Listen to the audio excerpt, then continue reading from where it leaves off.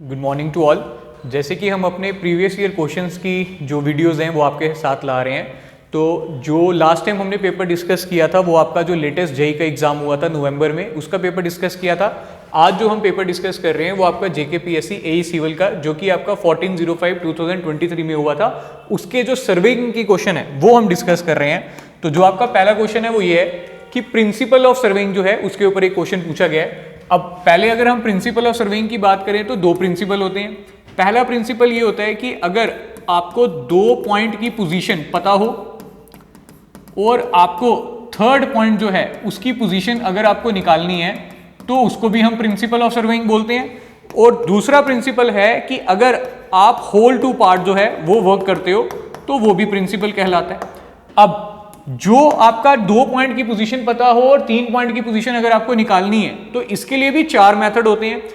पूरे मेथड तो हम डिटेल में डिस्कस अभी नहीं कर सकते, बट आपको इन शॉर्ट में हम आप बता देते हैं। जैसे ए और बी पॉइंट है जिनकी पोजीशन आपको पता है, मतलब ए की direction with respect to B और बी की direction with respect to A आपको पहले से पता है और इनका जो डिस्टेंस है वो भी पता है। और ये कोई पॉइंट है जिसको हम मान लो बोल रहे हैं कि इसकी पोजीशन निकालनी है, तो हम क्या करेंगे, पहला मेथड जो होता है वो आर्क मेथड होता है, उसको हम यूज करेंगे।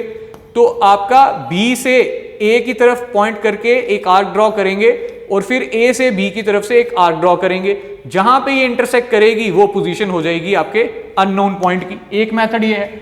दूसरा मेथड ये है कि अगर आपको ए और बी की पोजीशन पता है और आप परपेंडिकुलर ड्रॉ करके यूज कर लो, मतलब अगर ए से बी तक का जो डिस्टेंस है वो 100 मीटर है, दोनों की सेंट्रल पोजीशन पे आ जाओ 50 मीटर 50 मीटर, यहां से एक परपेंडिकुलर ड्रॉ कर लो और अगर वो उस पॉइंट को इंटरसेक्ट कर देता है तो आपकी वो पोजीशन डिफाइन हो जाएगी। फिर उसके बाद तीसरा मेथड है, अगर आपको एक थियोडोलाइट दे दी जाए और ए और बी की पोजीशन आपको पता हो और ये एक पॉइंट है जिसकी पोजीशन आपको निकालनी है, तो आपने थियोडोलाइट से क्या किया, ए से लेके उस पॉइंट तक का जो एंगल है वो मेजर कर लिया और किसी चेन और टेप की हेल्प से वो डिस्टेंस जो है वो फाइंड आउट कर लिया और ये आपके पास जो उसकी पोजीशन है वो निकल के आ गई।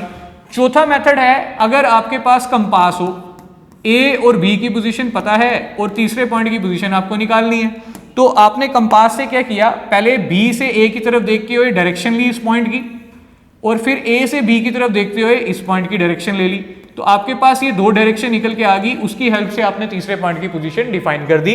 तो ये चार तरीके होते हैं अगर आपको दो पॉइंट की पोजीशन पता हो और तीसरे पॉइंट की पोजीशन निकालनी हो। हमारे क्वेश्चन में पूछा गया था जो प्रिंसिपल है सर्वेइंग का, क्या वो पार्ट टू होल है, तो बिल्कुल गलत हो जाएगा। Location of relative position of a point with reference to one point, तो ये भी गलत हो जाएगा, हमें दो पॉइंट चाहिए। Location of point by measurement from two reference point, तो ये बिल्कुल सही है। और working from whole to part, ये बिल्कुल सही है, तो ऑप्शन नंबर डी आपका सही होगा। नेक्स्ट क्वेश्चन आपका कंपास से रिलेटेड है, जिसमें आपको एक मैग्नेटिक बेरिंग गिवन है लाइन की, आपको ट्रू बेरिंग निकालने के लिए बोला गया है। पर इस क्वेश्चन में पेपर के टाइम ही एक गलती थी कि आपको ये नहीं बताया गया था कि ईस्ट की तरफ डिक्लिनेशन हो रही है या वेस्ट की तरफ डिक्लिनेशन हो रही है। पर सॉल्व करने के लिए हम अपने क्वेश्चन में ईस्ट की तरफ डिक्लिनेशन कंसीडर कर लेते हैं। और आपको पता ही है कि ट्रू बेरिंग अगर मेजर करनी है तो इसका फॉर्मूला था magnetic bearing plus minus declination. अगर डिक्लिनेशन ईस्ट साइड की हो तो पॉजिटिव साइन ले लेते हैं और अगर वेस्ट साइड की हो तो नेगेटिव साइन ले लेते हैं। तो हमारे केस में डिक्लिनेशन क्यों के लिए ईस्ट साइड ली जा रही है तो हम डिक्लिनेशन को पॉजिटिव ले लेंगे। अब जो मैग्नेटिक बेरिंग है ये आपको गिवन है कुछ इस तरीके से, ये नॉर्थ, ईस्ट, साउथ और वेस्ट। आपको जो डिक्लिनेशन गिवन है वो है साउथ वेस्ट की और जो एंगल गिवन है वो है 35 डिग्री 24 मिनट। और अगर इसको होल सर्कल बेरिंग में कन्वर्ट करना है तो ये 180 डिग्री जो था ये ऐड कर लो, तो ये 180 डिग्री प्लस 35 डिग्री 24 मिनट जब आप करोगे तो आपके पास ये आ जाएगा 215 डिग्री 24 मिनट प्लस डिक्लिनेशन है आपकी 5 डिग्री 10 मिनट की। ये जब आप ऐड करोगे तो आपके पास जो आंसर है वो आ जाएगा 5 डिग्री 10 मिनट का 34 22, तो 220 डिग्री 34 मिनट। बट जब हम ऑप्शन देख रहे हैं तो वो आपके क्वाड्रेंटल बेरिंग में है, तो इसको हम कन्वर्ट कर लेंगे। तो कन्वर्ट करने के लिए सिंपल 180 डिग्री माइनस कर दो, तो 220 डिग्री 34 मिनट कौन से क्वाड्रेंट में है, साउथ वेस्ट, और ये कितना हो जाएगा 34 मिनट 40 डिग्री। तो ऑप्शन नंबर सी जो है वो आपका बिल्कुल सही बैठेगा। नेक्स्ट क्वेश्चन जो है इसके अंदर आपको पूछा गया है कि इनमें से कौन सी स्टेटमेंट जो है वो इनकरेक्ट है, और अगेन कंपास का ही क्वेश्चन है, और कंपास के क्वेश्चन में पहले हम ये जान लेते हैं कि आपका जो ट्रू मेरिडियन है और जो मैग्नेटिक मेरिडियन है वो होता क्या है। तो हमारी जो अर्थ है अगर हम उसको ग्लोब में कंसीडर करें, ग्लोब आप सबने देखा होगा, तो उस ग्लोब में क्या होता है कि एक सबसे टॉप मोस्ट पॉइंट होता है जिसको आप नॉर्थ पोल बोलते हो, या कभी कभार आप इसको जियोग्राफिकल नॉर्थ के नाम से जानते हो। वैसे ही एक नीचे एक पॉइंट होगा जिसको आप साउथ पोल बोलते हो और जिसको हम जियोग्राफिकल साउथ के नाम से जानते हैं। अब ऐसा एक ही पॉइंट है ना जो जियोग्राफिकल नॉर्थ है और जियोग्राफिकल साउथ है। अगर हम इन दोनों पॉइंट को ज्वाइन करें तो जो रेफरेंस लाइन हमारे पास बनती है उस रेफरेंस लाइन को हम क्या बोल देंगे, ट्रू मेरिडियन। अब ये एक ही है तो ये चेंज नहीं हो सकती, तो इसका मतलब ये इनवेरिएबल है, ये चेंज नहीं की जा सकती। और अगर हम इस पॉइंट को छोड़ के कहीं और से, जैसे आप यहां लाइनें देख रहे होगे, यहां से ले लो, यहां से ले लो, यहां से ले लो, यहां से ले लो, यहां से ले लो, इन लाइनों को छोड़ के अगर कहीं और आप मेरिडियन लेते हो तो उस मेरिडियन को हम मैग्नेटिक मेरिडियन के नाम से जानते हैं। और मैग्नेटिक मेरिडियन आपके सामने इस पिक्चर में ही पता चल रहा है कि अलग अलग हो सकते हैं, तो इसका मतलब ये वेरिएबल होते हैं। अब अगर हम अपना क्वेश्चन रीड करें तो उसमें बोला गया कि इनमें से इनकरेक्ट स्टेटमेंट कौन सी है। तो पहले अगर बात करें the direction of magnetic meridian is variable, तो बिल्कुल सही है। The direction of true meridian is invariable, बिल्कुल सही है। The magnetic bearing of a line varies with time, बिल्कुल सही है, टाइम के हिसाब से चेंज हो रही है। पर जो क्वेश्चन ऑप्शन नंबर 4 है, magnetic meridian through station is not parallel but converges at pole, तो कहां कन्वर्ज कर रही है, पोल पे आके क्या ये कन्वर्ज हो रही है, क्या ये सारे पॉइंट यहां आके मिल रहे हैं, तो नहीं मिल रहे। तो इसका मतलब यही वाला जो पॉइंट है वो गलत है, और हमें पूछा गया था इनकरेक्ट स्टेटमेंट, तो हम इसी ऑप्शन को सिलेक्ट करेंगे। नेक्स्ट आपका रेसिप्रोकल लेवलिंग के ऊपर एक क्वेश्चन है। रेसिप्रोकल लेवलिंग आपको पता ही है तब की जाती है जब आपके जो दो पॉइंट हैं उनके बीच में कोई ना कोई ऑब्स्ट्रक्शन आ जाए, जैसे रिवर आ जाए। इस वजह से आपको एक बार अपना इंस्ट्रूमेंट एक जगह पे सेट करके एक ये रीडिंग लेनी पड़ती है और एक ये रीडिंग लेनी पड़ती है। फिर आप अपने इंस्ट्रूमेंट को शिफ्ट कर देते हो, इस रीडिंग को HA बोला जाता है, इस रीडिंग को HB बोला जाता है। फिर आप अपने इंस्ट्रूमेंट को शिफ्ट करके एक रीडिंग यहां लेते हो, इसको HB डैश बोला जाता है, और एक रीडिंग यहां लेते हो, यहां पे HA डैश बोला जाता है। और यहां का और यहां का जो ये दोनों का डिफरेंस होता है, इस डिफरेंस को हम H बोलते हैं। यही बोला गया था कैलकुलेट करने के लिए।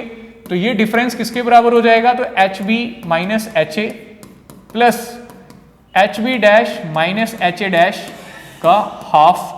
तो जब आप इसमें पुट करोगे वैल्यू तो 3.81 minus 3.165 plus 2.365 minus 0.81 divided by 2, तो ये आपकी निकल के आएगी 1.1 मीटर, जो कि आपका ऑप्शन नंबर ए होगा।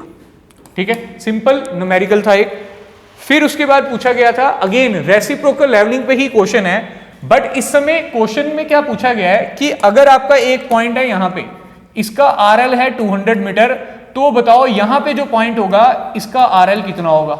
तो हमें पहले तो ये H निकालना पड़ेगा, फिर उस H को इस वैल्यू में से अगर हम माइनस कर देंगे तो हम यहां पे आ जाएंगे।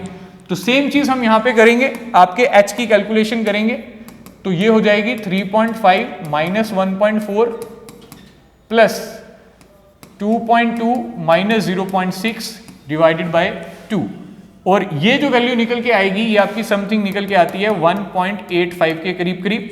और अगर हम इससे RL निकालेंगे तो ये हो जाएगा 200 माइनस 1.85, जो कि अप्रोक्सीमेटली आपका 198.5 के करीब करीब वैल्यू जो है वो निकल के आती है, जो कि हमारे ऑप्शन में अवेलेबल नहीं थी। तो इसीलिए हमने इसको अप्रोक्सीमेटली ऑप्शन नंबर डी ही टिक कर दिया था, जो कि यही ऑप्शन गिवन था। फिर इसके बाद एक प्रिज्मोइडल फॉर्मूले पे आपको क्वेश्चन पूछा गया है, बोला गया है कि एक आपके पास डीप टैंक है जिसकी जो टॉप पे डायमेंशन है वो है 10/4, बॉटम में जो डायमेंशन है वो है 6/2 और बोला गया है कि वॉल्यूम निकाल के दो। तो आपको पता है सबसे पहले हम यहां अगर एरिया 1 निकालेंगे तो ये हो जाएगा 10 × 4 40, एरिया 2 निकालोगे तो ये हो जाएगा 6 × 2, ये हो जाएगा 12, और मीन एरिया निकालना पड़ता है, हमें मीन एरिया की कैलकुलेशन चाहिए। तो मीन एरिया किसके बराबर हो जाएगा, तो A1 + A2 का half which is equals to 40 + 12/2 52/2, तो ये आपका कितना हो जाएगा 26। तो ये मीन एरिया हो गया। हमारा जो फॉर्मूला था वॉल्यूम का वो क्या था, L/3 × A1 + 4 times of AM + A2, और L हमारा किसके बराबर है, तो टोटल डेप्थ आपकी कितनी है 18 मीटर, तो L आपका कितना हो जाएगा 18/2 which is equals to 9 metre.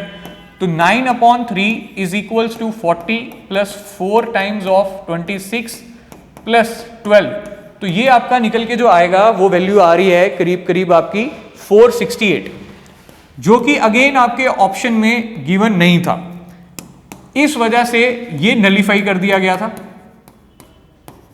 ठीक है, इस क्वेश्चन को नलीफाइड कर दिया गया था, सबको आंसर जो है जो नंबर था वो दे दिया गया था। फिर इसके बाद आपको पूछा गया था प्लेन टेबल सर्वेइंग पे क्वेश्चन। अब प्लेन टेबल में जो 4 मेथड हैं वो हैं रेडिएशन, इंटरसेक्शन, रीसेक्शन और ट्रावर्सिंग, जिसमें से रेडिएशन और इंटरसेक्शन मेथड हम यूज करते हैं पॉइंट की पोजीशन निकालने के लिए, और रीसेक्शन और ट्रावर्सिंग हम यूज करते हैं स्टेशन की पोजीशन निकालने के लिए। और हमें पेपर में पूछा गया है कि स्टेशन की पोजीशन निकालनी है, तो जब भी हमें स्टेशन की पोजीशन निकालनी है तो ट्रावर्सिंग और रीसेक्शन को यूज करना है। तो आपका ऑप्शन नंबर जो 3rd है वो बिल्कुल सही हो जाएगा। और इसी के साथ हमारे जो JK PSC AE के जो 14 मई को पेपर हुआ था उसके क्वेश्चन खत्म होते हैं, और नेक्स्ट वीडियो में हम आपसे नेक्स्ट जो उसका AE का पेपर हुआ था उसके जो क्वेश्चंस हैं वो डिस्कस करेंगे। Thank you.